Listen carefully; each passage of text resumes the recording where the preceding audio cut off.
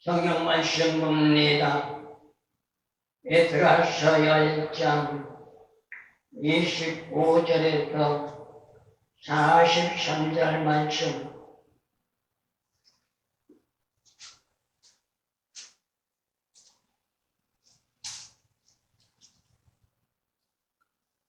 (25절에서) 43절 말씀 창고에서 올리겠습니다. 이스라엘 중에는 바로스 자손 중 나마와 이시야와 말기야와 미냐민과 에루아살과 말기야와 분하야와 엘람 자손 중 마타냐와 수가랴와 여히엘과 박디와 여레못과 엘리야의 척도 자손 중에 엘리오이네와 엘리아십과 마타냐와 여레못과 샤밧과 아시사요 베베 자손 중 여호하난과 하나냐와 삽배와 아들레요 아니 자손 중 무슬람과 말룩과 아다야와 야습과 히알과 네레못이요 바하와 자손 중 안나와 글랄과 분하야와 마세야와 마따냐와 부살렛과 비노이와 무나세요 가렘 자손 중 엘리에셀과 이시야와 말기야와 스마야와 스므온과 베냐민과 말룩과 스마야요 하심 자손 중 막그레와 마따냐와 샤밧과 엘리벨렛과 예레메와 문하세와 시므이요 바니 자손 중 마레와 아므람과 우엘과 분하야와 베드야와 글루시와 와냐와 무레못과 에야십과 마타냐와 마트냐와 야수와 바니와 빈누이와 시므이와 실레야와 나단과 아다야와 망나드베와 사테와 사레와 아사렛과 실레메와 스마랴와 살룸과 아마야요 요셉이요 누구 자손 중 여이엘과 마띠냐와 샤밧과 스비네와 이또와 요엘과 분하야도라. 아멘. 오늘 본 말씀 에스라서 10장 25절에서 43절. 여기에는 내용상을 볼 것 같으면 다른 말은 하나도 없고 누구의 자손이 누구며 누구의 자손이 누구라는 것만 나오고 있습니다. 그런데 여기에서 우리에게 주는 교훈이 있다면 이들은 어떤 자들이냐. 바벨론 70년 포로가 끝나고 셀룹바벨을 따라서 자유해방을 맞이하여 자유인이 된 가운데 예루살렘 고토의 땅으로 돌아와 오늘 본 말씀 내용에 약 70년간 예루살렘에 올라와 고국의 생활을 하면서 이방 영인들과 통혼을 한 범죄자들의 자손들을 나열해주고 있는 것을 볼 수가 있습니다. 그래서 오늘 성경 말씀 주제는 이방 여인들과 통혼한 자들이라 이러한 주제로 한번 생각을 해보려고 합니다. 당시 시대적인 상황을 가르쳐주는 교훈이라고 할 수 있는데 역사적인 뒤안길을 돌아다 본다면 그 시대의 현상을 통해서 당시의 배경을 말해주고 있다고 해도 과언은 아닙니다. 어쩌면 이러한 역사적인 사건은 오늘날 현 시대도 유행은 아닐 것입니다. 이유가 있다면 어느 시대를 막론하고 시대의 유행을 따라서 시대의 변천사가 성립되어 가고 있기 때문이죠. 그렇다면 오늘 본 말씀을 생각해 볼 때에 바벨론 70년 포로기에서 벗어나 고토의 땅으로 귀환한 귀한 민들을 볼 때에 시대적인 흐름에 따라 진리를 벗어나는 성실한 삶의 풍조를 쫓아가면서 하나님의 진리가 아닌 비진리를 이행하는 불의한 자들이 되었던 겁니다. 그것이 이방 여인들과 통혼하는 죄악이었고 그게 유행으로 번졌습니다. 종교 지도자들이 자그만 25%에 달했다는 것을 말해주고 있는 것을 볼 때에 당시 시대적인 문제가 얼마나 심각했는가를 알 수가 있는 것이죠. 이는 오늘날도 예는 아닐 것입니다.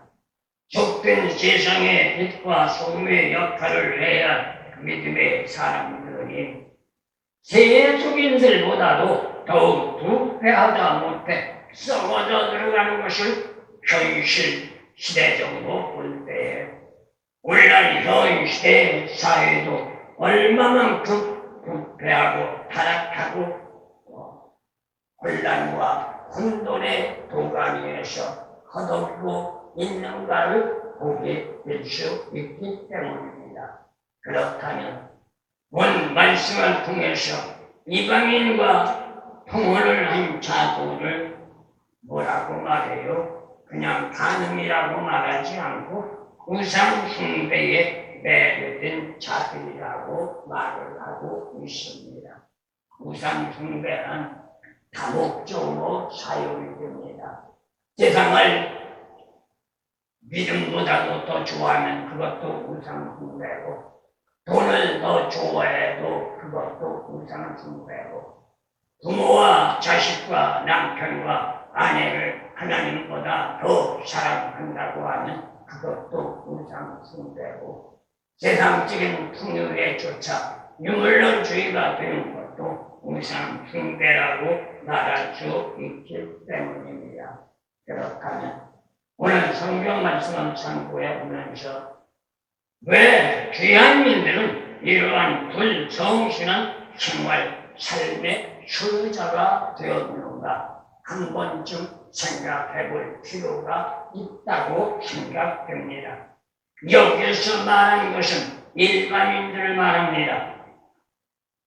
10개의 가문 가운데서 86명이 이방 여인과 통혼을 했다는 통계는 2장 3절에서 20절에 명시하고 있습니다. 그것도 36개 가문에서 10개의 가문이 관련되었다는 것은 심각하다고 말할 수 있겠지요. 그렇다면 10개 가문을 생각해 보게 되는데 오늘 성경 말씀에서도 25절을 볼 때 바로스 가문이 나옵니다. 이들은 1차 귀환 때 돌아온 바로스 자손들 총 2172명으로 에스라 당시의 바로스 가문에서는 모두 7명이 이방 여인과 통혼했다는데 그들은 야마, 아시아, 미야민, 에르아살, 말기야, 도나냐 등이를 말해줍니다. 그리고 26절 말씀을 볼 때 엘람 자손이 나오고 있죠. 이들 역시 1차 귀환인 때 2장 7절 말씀을 나가서 보면 1254명이 돌아왔습니다. 그러나 에스라 당시 엘람 자손은 6명이 이방 여인과 통혼을 했다고 기적해두고 있는데 그들은 마따냐, 스가랴, 여희의 앞뒤, 예레못, 엘라야 등으로 말해주고 있습니다. 그리고 27절 말씀을 나가서 보면 삭두 자손이 나옵니다.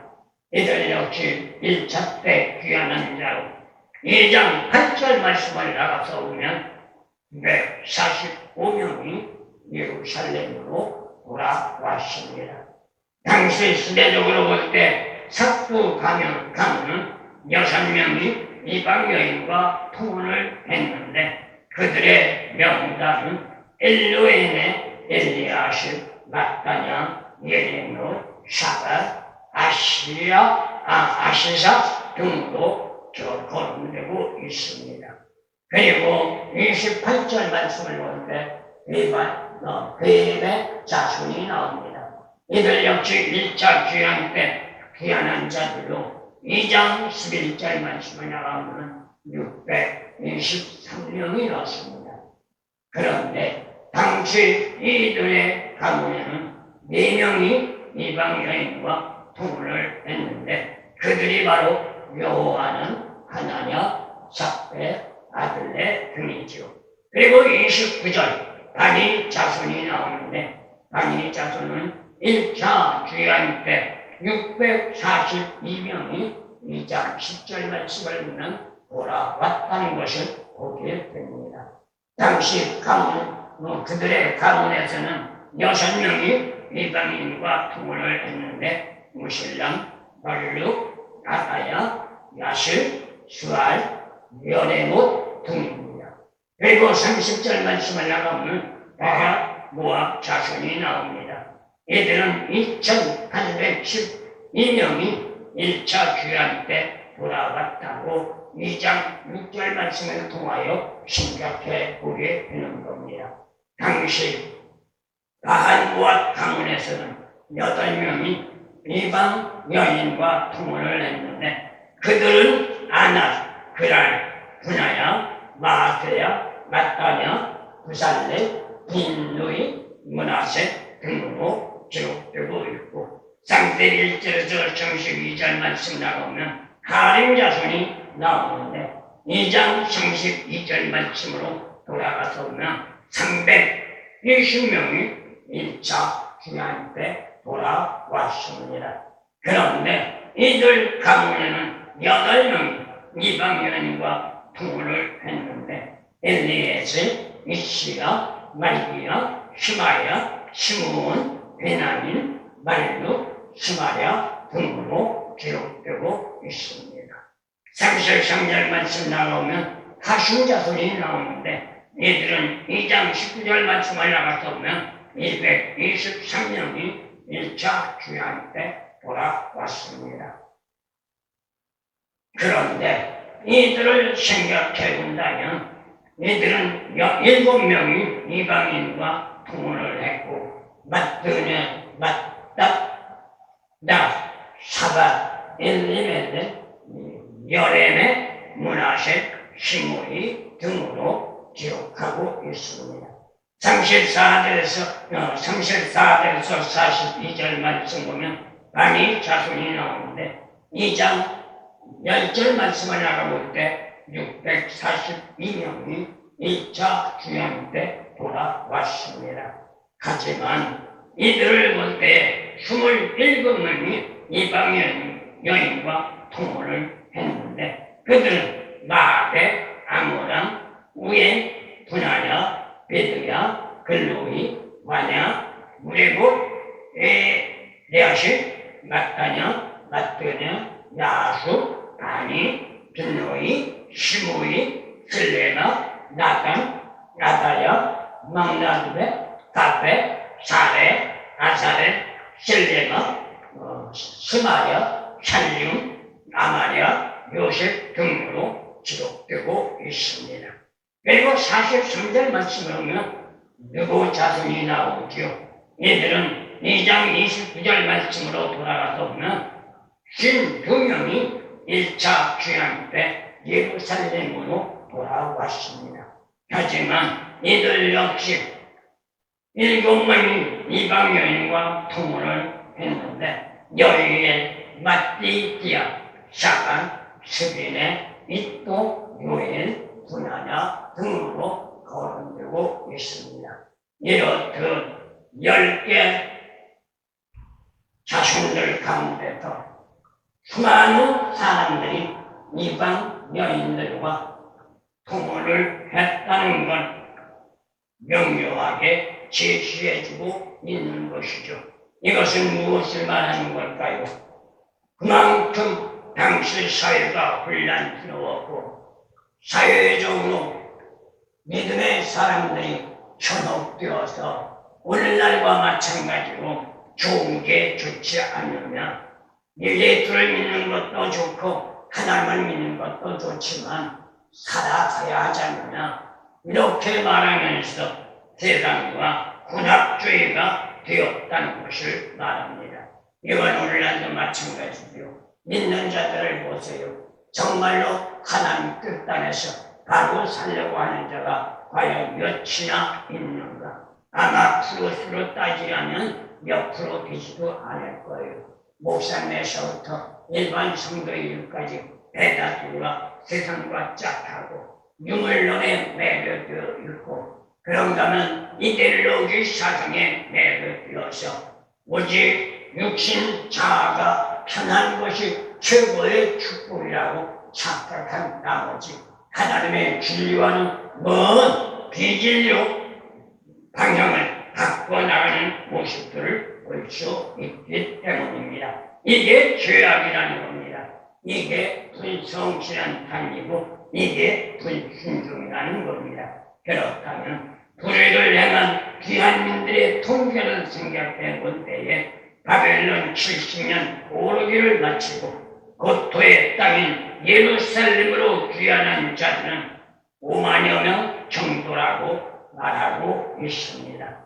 이방 여인과 통혼한 자들은 114명이라는 사실을 생각할 때에 5만여 명의 전체적인 수의 0.2%가 조금 넘는 숫자라고 볼 때 어떻게 본다면 별거 아니라고 말할 수 있기도 합니다. 그런데 놀라운 건 제사장 자손 중에서 18명이 계속되어 있고 레위 자손이 10명이 계속되어 있고 또한 일반민들이 86명이 계속되어 있다는 겁니다. 이렇게 합한 숫자가 이방 여인들과 통혼을 하고 하나님 안에서 바로 서지 못하는 자들이 총 114명이었다는 것을 말하고 있습니다. 여기에서 생각할 것이 있다면 바벨론 포로기에서 1차적으로 귀환한 자들 가운데 이방 여인과 통혼한 지도 중인 제사장을 비롯해서 성전 봉사 계층인 레인들 그리고 평민에 이르기까지 모든 백성들 가운데 널리 분포되어 있다는 것, 즉 죄악의 습성들이라는 것을 말하고 있는 것이죠. 어떻게 보면 오늘날 현실도 예의는 아닐 것입니다. 죄악이 만연한 게 어리석은 백성들에게 만연한 게 아니라 현 시대를 보더라도 모든 백성들의 지도자가 되어야 하고 모든 백성들의 선전수범자가 되어야 할 정치인들과 그런가 하면 또한 교계의 지도자들이라고 하는 사람들이 먼저 앞을 다투어 세상의 방향으로 흘러나가고 있다는 것을 보게 됩니다. 그렇다면 현 시대는 오늘 본 말씀이나 예가 아닌 것처럼 문제를 일으키는 것들이 일반 서민들이 아니라 지도층이라는 고위급들이라는 것을 우리는 부인할 수 없다는 것을 보게 되는 것이죠.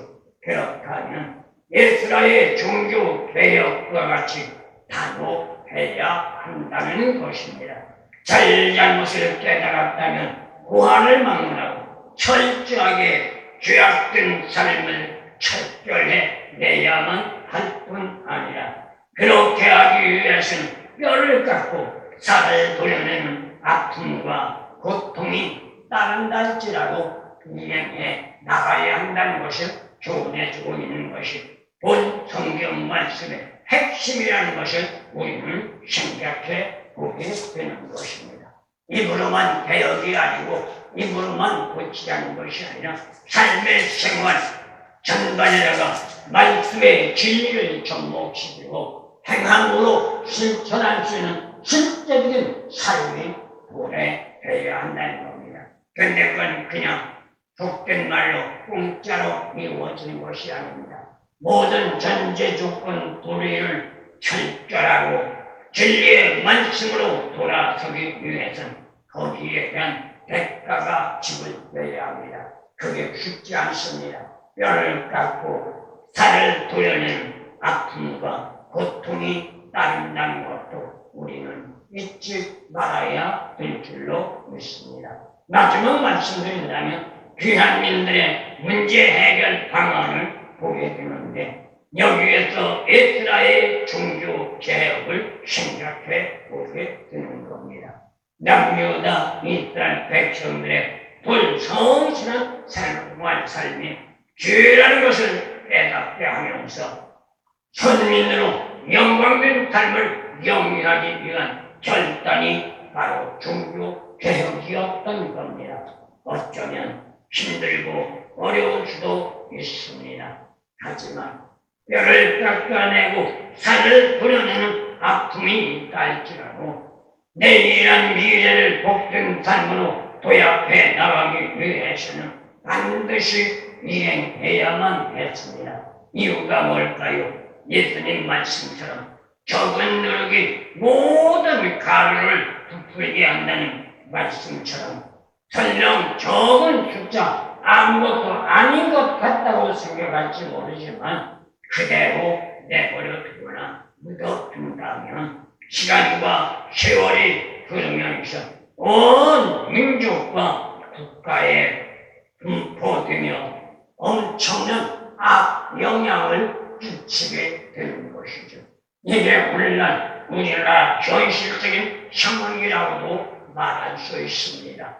불의를 행한 것을 그냥 묻어두고 괜찮아 이렇게 말하며 올라왔던 결과가 오늘날 현실의 문제점으로 변화되고 말았다는 사실이죠.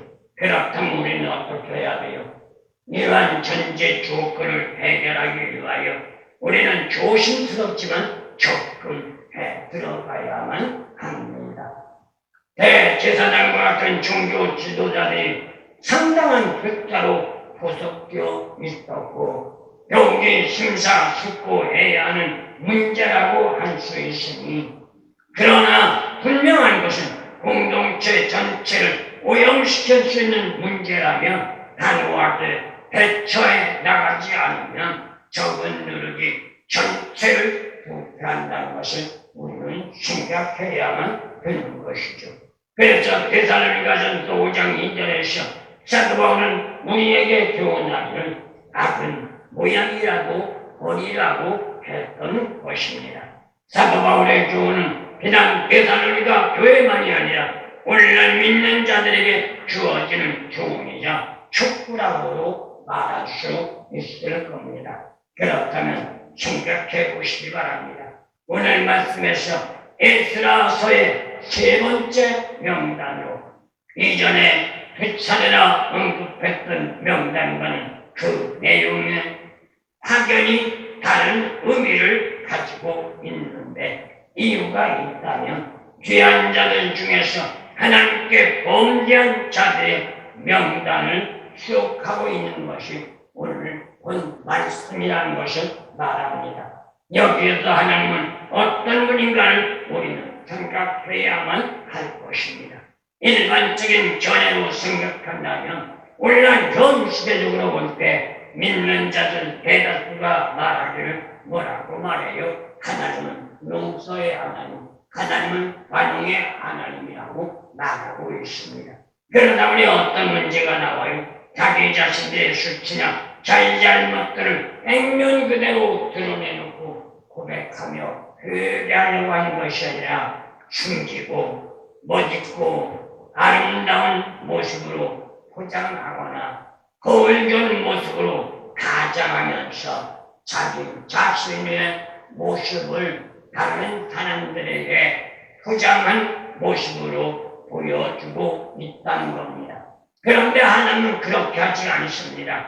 창피하고 부끄러운 모습이라도 솔직하고 담백하게 그리고 사실 그대로 하나님 앞에 드러내 놓음으로 말미암아 믿는 자들에게 진정한 경각심을 주고 있는 것이 바로 하나님의 말씀의 교훈이라는 사실이죠.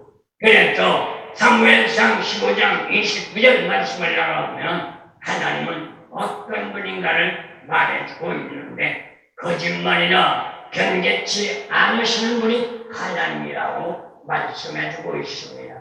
기독살림의 진수가 바로 여기에 있는 겁니다. 믿는 자들 역시 무슨 상황 여건이 되었든지 간에 변개치 말고 거짓말하지 않는 자로 삶의 생활을 실행해 나갈 때에 임마누엘의 복된 역사가 주어진다는 사실을 잊지 마시고 이제 에스라서를 마무리하는 시점 가운데서 다음 한 절 가지고 마무리를 하겠습니다만 전체적인 맥락을 뒤돌아볼 때에 잘잘못들을 솔직하게 고백하고 그것을 척결하고 그것을 단호하게 해결하기 위하여 에스라는 힘들고 어려운 과제지만 종교 개혁을 시행하면서 끝까지 결론을 내고 있다는 것을 보게 됩니다. 이게 우리의 신앙의 삶의 교훈이요. 우리가 해야 할 일이라는 것 잊지 마시고 에스라서를 통해서 에스라의 신앙을 본받고 솔직 담백한 저와 여러분들이 되어 하나님에게 영광되고 이 땅 빛과 성으로 사명을 감당하는 하나님의 사람들 되어지기를 예수님의 이름으로 축원합니다.